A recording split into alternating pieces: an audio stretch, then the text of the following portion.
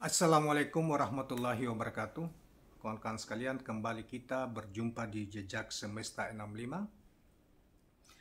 Semoga Allah Subhanahu wa taala senantiasa memberi anugerah, kebahagiaan, limpahan rezeki, kesehatan, dan usia serta kesempatan sehingga segala aktivitas kita bisa kita kerjakan dengan lancar, leluasa dan lancar.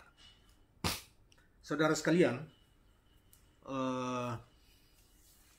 sebagaimana kita ketahui bahwa tanggal 17 Agustus baru satu hari berlalu, yaitu kemarin, dan diperingati oleh pemerintah maupun masyarakat secara luas. Setiap tahun memang itu sudah menjadi kebiasaan dan seharusnya dilakukan sebagai bentuk syukur kepada Tuhan Sang Pencipta yang telah memberi anugerah kemerdekaan kepada bangsa Indonesia sehingga para penjajah pergi dan kita bisa mampu melepaskan diri dari penjajahan negara-negara yang lain sebagaimana yang kita alami pada masa yang lalu. Dan nenek moyang kita, orang-orang tua kita juga berjuang siang malam tanpa pamrih mengusir para penjajah. Setidaknya kita tahu penjajah misalnya bangsa Belanda, bangsa Jepang, Portugis, Spanyol, yang kita tahu mereka datang ke Indonesia awal-awalnya sebagai pedagang, tetapi kemudian mencoba merampok harta benda kita, bahkan melakukan kejahatan kemanusiaan yang luar biasa seperti pemerkosaan terhadap wanita-wanita nenek moyang kita di masa yang lalu. Alhamdulillah kita hari ini terbebas dan kita tidak lagi merasakan itu. Dan saudara sekalian, pada tanggal 17 kemarin kita peringati sebagai hari ulang tahun kemerdekaan kita sebagai bangsa yang merdeka dan berdaulat. Satu hari sebelum itu, kawan-kawan sekalian, Presiden Republik Indonesia Joko Widodo mengantarkan nota keuangan. Sebetulnya dari dulu, tanggal 16 Agustus selalu membacakan pandangan atau nota keuangan. Kita kenal nota keuangan APBN untuk 2024 yang akan datang di DPR. Tapi karena sekarang ini juga ada DPD dan yang merupakan perwakilan unsur DPR dan anggota DPD itu merupakan unsur pembentuk Majelis Permusyawaratan Rakyat, maka dalam acara selain ada rapat paripurna DPR yang mendengarkan mengantar nota keuangan dari pemerintah yang dibacakan oleh Presiden. Nah, dan itu di MPR itu juga melakukan sidang tahunan dan ada beberapa pernyataan Presiden yang dianggap disorot oleh 2 hari terakhir inilah oleh berbagai kalangan terkait dengan kesannya kita tangkap bahwa Presiden berkeluh kesah dan menyatakan keluh kesah itu mengingatkan bahwa kita ini sebagai bangsa Timur itu selalu menjunjung tinggi norma moral, etika, dan akhlak. Sehingga beberapa itu sebagai responnya secara tidak langsung terhadap beliau sering dianggap sebagai presiden misalnya istilah pelangap longo, kemudian juga dianggap presiden seperti bertingkah seperti Firaun, seperti yang pernah diucapkan oleh seorang budayawan dan ulama terkenal M.H. Ainun Najib. Kemudian yang paling terkini adalah kata-kata tolol juga sering diinikan kepada Presiden, yaitu Jokowi.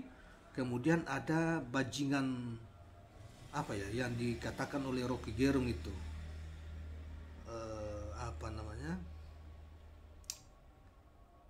bajingan yang lalu itu yang kemudian menjadi minggu lalu bajingan tolol ya. Itu seakan berkolek kenapa Presiden dilekatkan kata-kata itu kepada Presiden, tujuan kepada Presiden, dan Presiden mengingatkan bahwa seakan-akan ini kita tidak punya budaya Timur lagi, kita mengalami krisis akhlak, budaya, etika, dan sebagainya, yang kemudian diulas saudara sekalian, dan kita coba membacakan pada kesempatan ini, dimuat di Oposisi Cerdas ya hari ini. Baiklah kawan-kawan sekalian, coba kita bacakan dari apa yang diulas oleh Oposisi Cerdas oleh berbagai kalangan. Saya tahu ada yang mengatakan saya ini bodoh, kata Presiden pada saat itu ya, pelangap longo. tidak tahu apa-apa, tolol hingga Fir'aun. Ya, ndak apa-apa katanya. Sebagai pribadi saya terima saja. Saya sedih karena budaya santun budi pekerti luhur yang biasanya dimiliki oleh bangsa Indonesia perlahan-lahan mulai hilang. Kebablasan dan demokrasi digunakan untuk melampiaskan kedengkian dan fitnah. Polusi di wilayah budaya ini sangat melukai keluhuran budi pekerti bangsa Indonesia. Kata Presiden dalam pidato kenegaraan 16 Agustus yang lalu ya, 3 hari yang lalu ya, sebagai pengantar sebetulnya pengantar pidato. Saya ikut prihatin Pak, ada yang mengatakan Pak Jokowi bodoh, saya juga tak sependapat. Ada yang menyebut Pak Jokowi pelangap pelongo, apalagi hingga disebut bajingan tolol dan Fir'aun. Karena memang semua itu bertentangan dengan akhlak, etika, moral, budaya ketimuran, dan terutama bertentangan dengan budi pekerti. Tak layak umpatan dan makian dilontarkan di ruang publik. Tapi coba kita berpikir sejenak. Kira-kira apakah bohong itu sejalan dengan budi pekerti? Apakah bohong bagian dari budaya kesantunan? Apakah demi menjalankan kekuasaan demokrasi, menjadi sah bertindak ala Machiavelli? Saudara Machiavelli seorang filsafat sosiologi, seorang filosof dan ahli sosiologi politik juga, yang dalam teori yang terkenal sebagai menghalalkan di dalam politik, menghalalkan ke segala cara adalah sesuatu tindakan yang absah. Kira-kira maknanya seperti itu. Makanya dibilang orang yang makanya sering kita dengar orang yang menjalankan perbuatan licik atau menghalalkan segala cara disebut sebagai politik ala Machiavelli. Ada yang memang menyebut Pak Jokowi tolol. Dia adalah Rocky Gerung, bahkan bajingan tolol. Tapi itu ditujukan kepada kebijakan Bapak yang pergi ke Cina, menawarkan IKN dan mondar-mandir dari satu koalisi ke koalisi yang lain. Ada juga yang menyebut Pak Jokowi Fir'aun, itu karena kebijakan Bapak Jokowi mirip Fir'aun, menuhankan infrastruktur. Cak Nun bahkan menyebut Luhut Panjaitan sebagai Haman. Jadi kawan-kawan sekalian, Fir'aun sebagaimana terutama kalangan agamawan mengenalnya sebagai salah satu raja Mesir yang sangat kejam, penindas rakyat, zalim terhadap rakyat, dan terakhir menyatakan dialah sang penguasa tunggal di semesta alam. Itulah Fir'aun yang kemudian tenggelam di Laut Merah karena mengejar Nabi Musa dan umatnya, yang kemudian Tuhan Allah menenggelamkan dia dengan pasukannya di Laut Merah. Yang itu kalau dalam sejarah agama sering kita temukan yang terkenal ulasan tentang itu. Kemudian Haman adalah semacam perdana menteri, saudara sekalian. Perdana menterinya Fir'aun waktu itu yang mensupport atau oligarki ya. Haman itu oligarki. Fir'aun punya oligarki, punya orang-orang kaya dekat sekeliling itu yang mengatur, memberi juga masukan-masukan siasat-siasat kepadanya. Nah, untuk melakukan tindakan menindas rakyat atau menindas mereka yang tidak sependapat dengannya. Termasuk juga menindas mereka, tidak ada kebebasan berbicara seperti kita saat ini di alam demokrasi. Tapi bukankah itu semua sudah dianggap kecil? Bapak akan fokus bekerja. Kenapa hal kecil itu disebut lagi dalam pidato penting saat acara kenegaraan? Ya, sebagaimana kita ketahui bahwa yang lalu ketika rame-rame mengatakan bahwa bajingan tolol, kebijakan Jokowi itu bajingan tolol, kebijakan seorang bajingan tolol, itu ketika dikonfirmasi oleh media pada suatu kesempatan Pak Jokowi mengatakan itu tidak usah tanggapi, itu hal kecil. Oleh karena itu pada tulisan diingatkan kenapa di acara pidato kenegaraan kok ini diangkat lagi gitu loh. Saya khawatir itu bukan hal kecil. Saya khawatir Pak Jokowi masih akan meneriakan akan saya lawan, seperti teriakan Pak Jokowi saat kampanye di Jogja 2019 yang lalu. Benar itu, pernah dia ungkapkan ini. Sementara kebohongan Pak Jokowi itu tidak dimaafkan rakyat. Kebohongan Pak Jokowi itu merugikan seluruh rakyat. Dan rakyat tak menganggap itu hal kecil. Makanya banyak rakyat yang menuntut Pak Jokowi mundur atau dimakjulkan. Coba ingat-ingat lagi, siapa yang berbohong kereta cepat tidak akan dibiayai APBN. Tapi akhirnya terjadi cost overrun dan terbit perpres yang menjamin proyek itu dengan APBN negara. Siapa yang dirugikan? Rakyat bukan? Nah, saudara sekalian, Anda tahu semua bahwa memang sebelumnya investasi kereta cepat Jakarta-Bandung itu dianggap investasi murni, G2G, negara ke negara, Cina ya, dan Indonesia, dan tidak akan menggunakan APBN. Tapi ternyata perkembangan kemudian pemerintahan Jokowi, Pak Jokowi sendiri mengingkari ini semua, yang itu kemudian banyak. Jadi soal masuknya APBN kita ke puluhan triliun untuk menopang yang tadinya dibilang investasi murni dari Cina itu ke kereta cepat itu dianggap satu kebohongan dari pemerintah Pak Jokowi, dan ini tahun ini kelihatannya ditambah lagi. Dan sejumlah kebohongan yang lain yang sering janji yang tidak ditepati, janji yang diingkari oleh presiden ini begitu banyak kepada rakyat. Bukan 1-2 biji janji, tapi begitu banyak. Tidak impor gila-gilaan ya.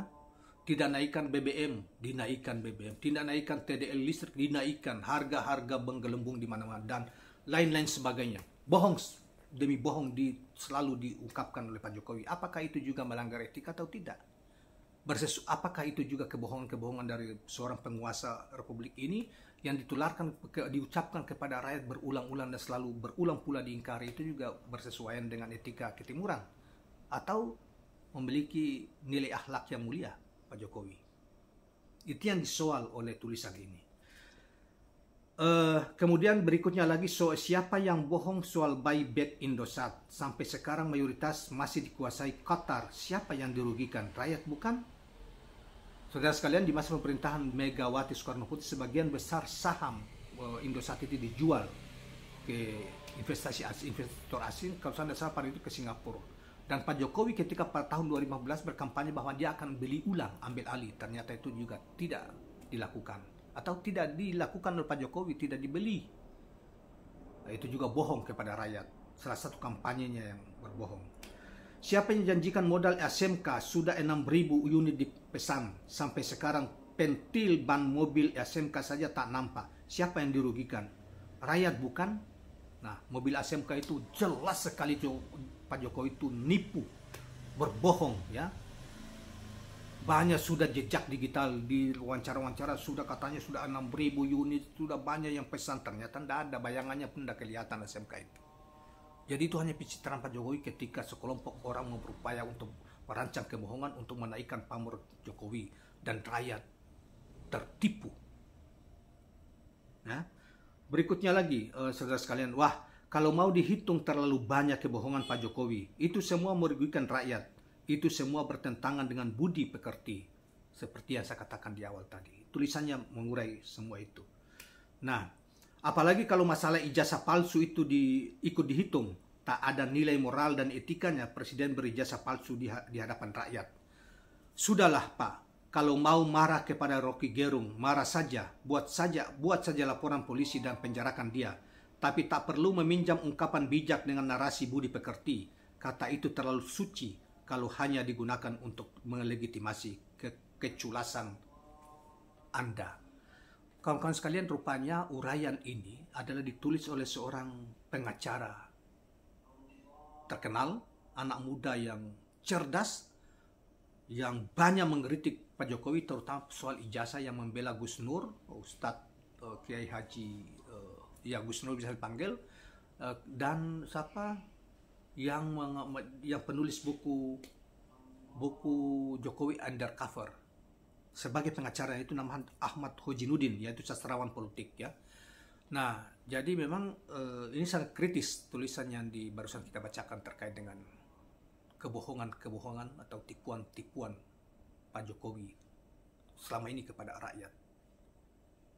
Demikianlah kawan-kawan sekalian, mudah-mudahan mencerahkan dan tidak untuk memfitnah, tetapi ini adalah kenyataan yang diungkap dan merupakan ekspresi dari kekecewaan bahkan kemarahan rakyat atas fakta yang ditampilkan oleh Presiden Jokowi, atau respon mereka terhadap apa yang dikatakan Presiden Jokowi di sidang tahunan MPR atau sidang pengantar APBN DPR RI gitu loh. Demikianlah kawan-kawan sekalian, mudah-mudahan ini bermanfaat. Jangan lupa subscribe, like, dan share channel ini. Assalamualaikum warahmatullahi wabarakatuh.